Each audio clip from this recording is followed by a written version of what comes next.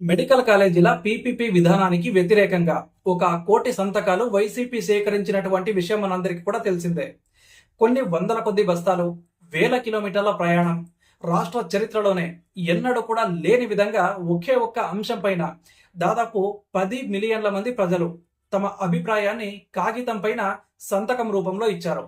కానీ ఈ కోటి సంతకాల కథ ఇప్పుడేమైంది? ఆ సంతకాల బస్తాలు రాజ్ భవన్ మెట్లెక్కిన తర్వాత ఏం జరిగింది? మెడికల్ కాలేజీల ప్రైవేటీకరణ లేదా పీపీపీ మోడల్పై జరుగుతున్నటువంటి ఈ మహాయుద్ధం ఇప్పుడు ఏ మలుపు తిరగబోతోంది? ఆంధ్రప్రదేశ్ అసెంబ్లీ బడ్జెట్ సమావేశాలు ప్రారంభం అయ్యాయి. సో ఇలాంటి సమయంలో ఒక సామాన్యుడి ఆరోగ్యం కార్పొరేట్ చేతిలోకి వెళుతుందా లేదా దాన్ని ప్రభుత్వమే కాపాడుకుంటుందా అన్నది ఇప్పుడు రాష్ట్ర వ్యాప్తంగా జరుగుతున్నటువంటి ముఖ్యమైన చర్చ అన్నమాట. వైద్యం అనేది వ్యాపారం కావాలా లేక సామాన్యుడికి అది ప్రాథమిక హక్కుగా మిగలాలా అన్న చర్చకు ఈ కోటి సంతకాల సేకరణ ఒక ప్రాతిపదికగా మారింది. సో గత కొద్ది నెలలుగా ఆంధ్రప్రదేశ్ రాజకీయాల్లో ఈ మెడికల్ కాలేజీల అంశం చిచ్చు మనం చూస్తూనే ఉన్నాం. జగన్మోహన్ రెడ్డి గారి నాయకత్వంలోని వైసీపీ ఈ సంతకాల సేకరణను ఒక ప్రజా తీర్పుగా తీసుకుంది. అంటే గత సంవత్సరం అక్టోబర్ 10వ తేదీన ప్రారంభమై డిసెంబర్ 10వ తేదీ వరకు, అంటే సరిగ్గా 2 నెలల పాటు రాష్ట్రంలోని ప్రతి పల్లెకు ప్రతి గడపకు కూడా ఈ ఉద్యమాన్ని తీసుకెళ్లారు.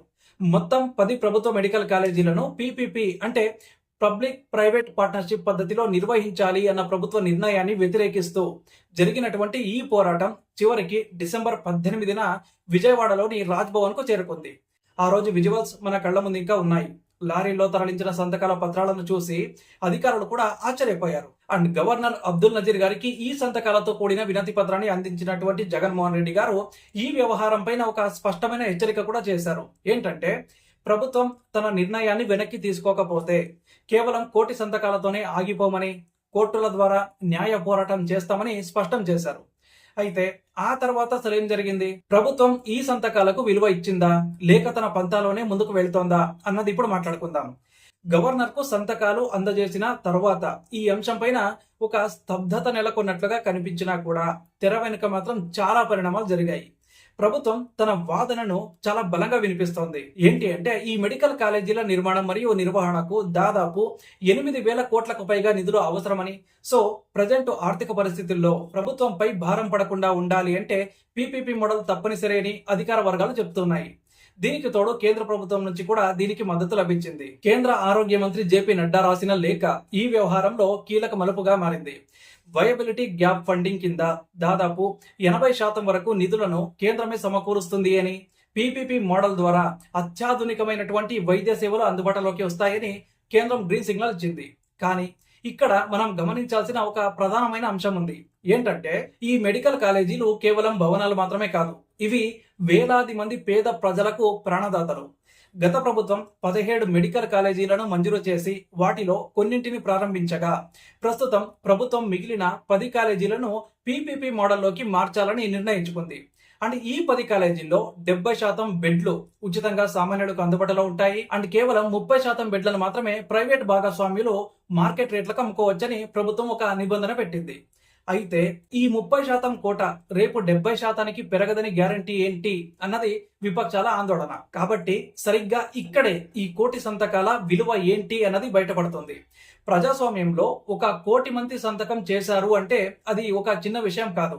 ప్రభుత్వ విధానాల పట్ల ఇంత పెద్ద ఎత్తున వ్యతిరేకత వచ్చినప్పుడు సాధారణంగా ప్రభుత్వాలు ఇంకోసారి ఆలోచిస్తాయి. కానీ ఇక్కడ ప్రభుత్వం తన వాదనను సమర్థించుకుంటూ పీపీపీ మోడల్ వల్ల అదనంగా మెడికల్ సీట్లు వస్తాయి అని, కన్వీనర్ కోటా పెంచుతామని చెప్తోంది. ఈ పీపీపీ నమూనా కొత్తదేం కాదు. ఉత్తరప్రదేశ్, ఒడిశా, జార్ఖండ్ వంటి రాష్ట్రాల్లో ఇది ఇప్పటికే అమలవుతోంది. కానీ ఆంధ్రప్రదేశ్ వంటి రాష్ట్రంలో అది కూడా ఇక్కడ ఉన్న రాజకీయ పరిస్థితుల దృష్ట్యా ఇది ఒక పెద్ద కుంభకోణంగా విపక్షాలు చిత్రీకరిస్తూ ఉన్నాయి. ఇక ఇప్పుడు ప్రారంభం కాబోతున్న అసెంబ్లీ బడ్జెట్ సమావేశాల విషయానికి వస్తే ఇది ఒక రణరంగంగా మారే అవకాశం అయితే ఉంది. ఫిబ్రవరి 14వ తేదీన ఆర్థిక మంత్రి పయ్యావుల కేశవ్ గారు బడ్జెట్ ను ప్రవేశపెట్టబోతున్నారు. సో ఈ బడ్జెట్ లో వైద్య ఆరోగ్య రంగానికి ఇచ్చే కేటాయింపులు ఈ పీపీపీ మోడల్ భవిష్యత్తును నిర్ణయిస్తాయి. ఒకవేళ ప్రభుత్వం ఈ 10 కాలేజీలకు నామమాత్రపు నిధులు మాత్రమే కేటాయించి ప్రైవేటు పెట్టుబడిదారుల కోసం ఆహ్వానం పలికితే అసెంబ్లీ లోపల మరియు బయట మళ్లీ గొడవ మొదలవుతుంది. కోటి సంతకాల సేకరణ ద్వారా సేకరించినటువంటి ప్రజా అభిప్రాయాన్ని అసెంబ్లీ సాక్షిగా ప్రభుత్వం ముందు ఉంచాలి అని వైసీపీ భావిస్తోంది. కాబట్టి ఈ సమావేశాల్లో ప్రభుత్వం చెప్పబోయే సమాధానం ఎలా ఉండబోతోంది?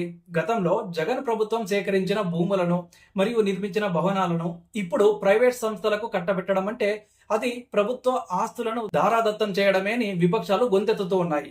దీనికి ప్రతిగా గత ప్రభుత్వం పెట్టినటువంటి అప్పులను అండ్ ప్రాజెక్టుల జాప్యాన్ని ఎత్తి చూపుతూ తాము ప్రజలకు మెరుగైన వైద్యం అందించడానికే ఈ కఠినమైనటువంటి నిర్ణయం తీసుకున్నామని చెప్పే అవకాశం అయితే ఉంది. సో ఈ చర్చ కేవలం గణాంకాలకే పరిమితమైతే కాదు, ఇది భావోద్వేగాలతో కూడింది. ఎందుకంటే ఇక్కడ ఒక పేద విద్యార్థి డాక్టర్ అయ్యే కళ మరియు ఒక పేద కుటుంబానికి ఉచితంగా అందాల్సినటువంటి ఆపరేషన్ ఖరీదు ముడిపడి ఉన్నాయి. ఈ సంతకాల సేకరణలో పాల్గొన్నటువంటి 1 కోటి మందిలో విద్యార్థులున్నారు, మహిళలున్నారు, వృద్ధులున్నారు. వీళ్ళంతా కూడా సంతకం పెట్టినప్పుడు ఒక నమ్మకంతో పెట్టారు. ఆ నమ్మకాన్ని ప్రభుత్వం గౌరవిస్తుందా లేక అభివృద్ధి పేరుతో పీపీపీ మోడల్నే ముందుకు తీసుకెళ్తుందా అన్నది తేలాల్సి ఉంది. అయితే ఇప్పటికే విపక్షాలు ఈ అంశంపైన కోర్టును ఆశ్రయించడానికి సిద్ధమవుతూ ఉన్నాయి. అఫిడవిట్ల రూపంలో ఈ 1 కోటి సంతకాలను న్యాయస్థానానికి సమర్పించి ప్రజా వ్యతిరేకతను నిరూపించాలి అని చూస్తూ ఉన్నాయి. ఒకవేళ కోర్టు ఈ విషయంలో స్టే ఇచ్చినా లేక విచారణ చేపట్టినా ప్రాజెక్టులు మరింత ఆలస్యమయ్యే ప్రమాదం కూడా ఉంది. సో పీపీపీ మోడల్ అంటే కేవలం ప్రైవేటు వ్యక్తులకు అప్పగించడం మాత్రమే కాదు, ప్రభుత్వం తన నియంత్రణను కలిగి ఉంటుందని ముఖ్యమంత్రి చంద్రబాబు నాయుడు గారు పలుమార్లు చెప్పారు. అడ్మినిస్ట్రేషన్ అంతా కూడా ప్రభుత్వ పరిధిలోనే ఉంటుందని, కేవలం సర్వీస్ డెలివరీలో మాత్రమే ప్రైవేట్ భాగస్వామ్యం ఉంటుందని ఆయన వాదన. కానీ గతంలో కొన్ని పీపీపీ ప్రాజెక్టుల వైఫల్యాలను చూసినటువంటి ప్రజలు దీన్ని అంత ఈజీగా అయితే నమ్మడం లేదు. సో ప్రభుత్వ ఆసుపత్రుల్లో కూడా ప్రైవేట్ దోపిడీ మొదలైతే సామాన్యుడు ఎక్కడికి వెళ్ళాలి అన్నదే అందరి భయం కూడా. అండ్ మరోవైపు ఈ అసెంబ్లీ సమావేశాల్లో ఈ అంశం పైన శ్వేతపత్రం విడుదల చేయాలని కూడా డిమాండ్ వినిపిస్తోంది.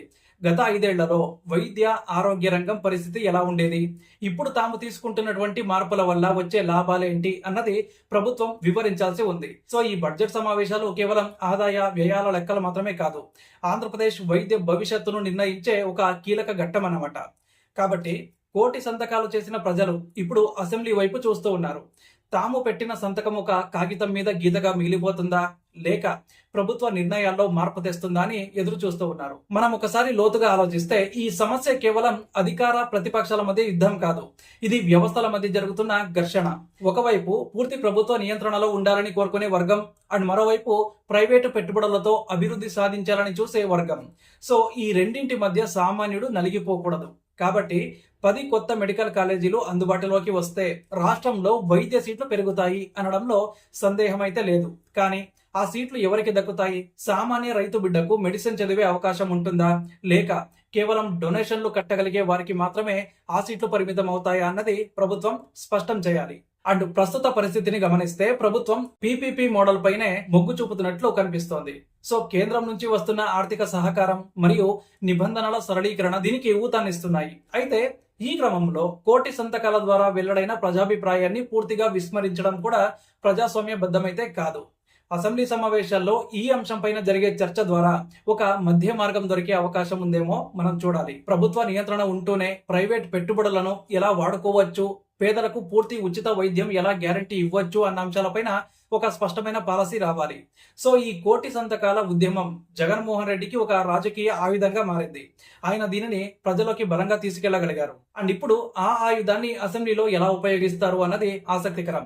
అసెంబ్లీకి జగన్ వస్తారా రారా అన్న సందిగ్ధత ఉన్నా కూడా ఆయన తరపున వైసీపీ ఎమ్మెల్యేలు ఈ అంశాన్ని లేవనెత్తడం అయితే పక్కా అన్నమాట. ఒకవేళ సభ్యులు సస్పెండ్ అయినా లేక చర్చకు అవకాశం ఇవ్వకపోయినా బయట ఒక పెద్ద ఎత్తున ఆందోళనలు చేసే అవకాశం అయితే ఉంది. సో ఈ పరిణామాలు రాష్ట్రంలో శాంతి భద్రతల సమస్యకు కూడా దారితీయొచ్చు. అండ్ మరోపక్క ప్రభుత్వం తన బడ్జెట్ వ్యూహంతో విపక్షాల నోరు మూయించాలి అని చూస్తోంది. వైద్య రంగానికి రికార్డు స్థాయిలో కేటాయింపులు చూపిస్తూ అండ్ పీపీపీ మోడల్ వల్ల ప్రజలకు కలిగేటువంటి లాభాలను వివరిస్తూ ఒక భారీ ప్రచారానికి తెరలేపోవచ్చు. అంటే యుద్ధం ఇప్పుడు కేవలం సంతకాల దగ్గర లేదు, అది సమాచార యుద్ధంగా మారింది. ఎవరు చెప్పేది ప్రజలు నమ్ముతారు అన్నదే ఇక్కడ ముఖ్యం. ఆంధ్రప్రదేశ్ ప్రజలు చాలా చైతన్యవంతులు. వారికి ఏది లాభం ఏది నష్టం అనేది క్షుణ్ణంగా తెలుసు. రాజకీయ పార్టీలు తమ ప్రయోజనాల కోసం చేసే వాదనలు కాకుండా తమకు నేరుగా అందే ఫలాలు ఏంటి అన్నది వాళ్ళు చూస్తారు. సో ఈ అసెంబ్లీ సమావేశాల తర్వాత మెడికల్ కాలేజీల అంశం కోర్టుకు వెళ్లే అవకాశాలే ఎక్కువగా కనిపిస్తూ ఉన్నాయి. అండ్ ఒకవేళ న్యాయస్థానం ఈ కోటి సంతకాలను ఒక సాక్ష్యంగా పరిగణలోకి తీసుకుంటే అది దేశంలోనే ఒక చారిత్రాత్మక తీర్పుగా మారుతుంది. ప్రజాభిప్రాయ సేకరణ ద్వారా ఒక ప్రభుత్వ నిర్ణయాన్ని అడ్డుకోవడం అనేది గతంలో చాలా అరుదుగా జరిగింది. కానీ ఈసారి ఆ అవకాశం మెండుగా ఉంది. అందుకే ఈ బడ్జెట్ సెషన్ లో ప్రభుత్వం చేసే ప్రతి ప్రకటన కూడా చాలా జాగ్రత్తగా ఉండాలి. సామాన్యుడి ప్రాణం మీద పీపీపీ అనే ప్రయోగం బెడిసి కొడితే అది భవిష్యత్తు తరాలకు తీరని నష్టం అవుతుంది. అండ్ అలాగే నిధులు లేవు అని ప్రాజెక్టులను మూలన పడేస్తే అది కూడా నష్టమే. ఈ రెండింటి మధ్య సమతుల్యత సాధించడమే పాలకుల ముందున్న అసలైన సవాలు.